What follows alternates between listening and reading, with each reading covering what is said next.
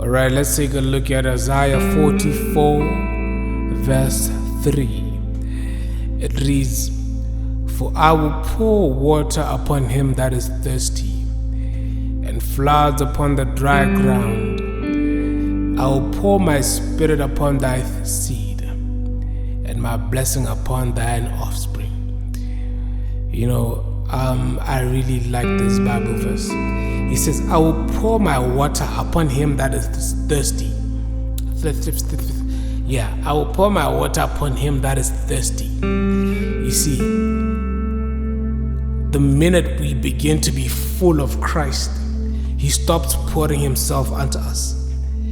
And one key for us to be always receiving from Christ is to be always thirsty.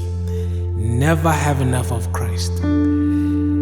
It is the key to receiving more from God.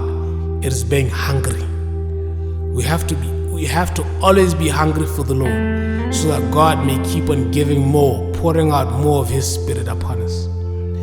The minute we become content with what we have, not really content, but satisfied, not needing any more, that's the minute we grow stale. That's the minute we go lukewarm and we backslide. But if we're thirsty for the Lord, he will keep on pouring himself unto us. Now, the beauty of God pouring himself unto us is that when God pours his water, whatever it is that is in us, it grows. It grows, it nourishes.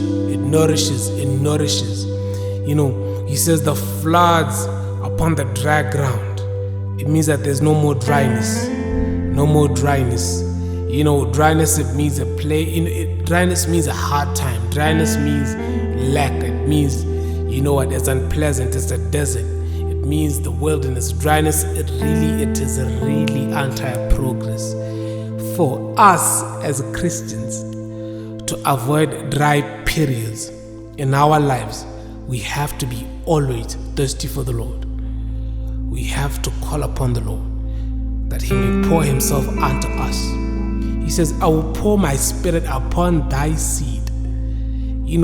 The Spirit of God is not water, but it is a person. Yet God will pour his spirit upon us.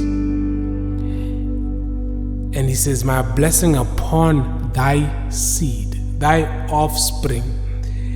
You see, our offsprings are not really just children or babies. Our offsprings also are, our companies, our marriages, our, everything that it is that we give life to, the covenants that we make, they are also the offspring. And God gives life unto these things. God gives life to your marriage. Don't expect your marriage to live if God is not in it or the Spirit of God is not present.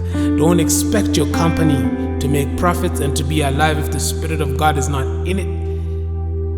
Don't expect anything that you do to bear fruit if it does not have the Spirit of God, because the Spirit of God gives life, and it is the Spirit of God that will bless you and that will make you, fruitful in whatever you do. Unless God pours his spirit upon you, you will not be fruitful. Unless God pours himself upon everything that you do, upon your offspring and upon your life, you will not be fruitful. The key is to always be hungry for the Lord. The key is to seek the Lord. Be hungry, so that this outpouring of his spirit may be continuous, may be on a daily basis. 2 Chronicles chapter 7 verse 14, he says, "If my people are called by my name, can just humble themselves and seek my face, turn from their wicked ways, then I will forgive thy sins and I will heal thy land." Heal thy land.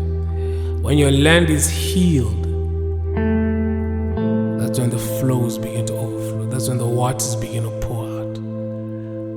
Waters begin to pour out.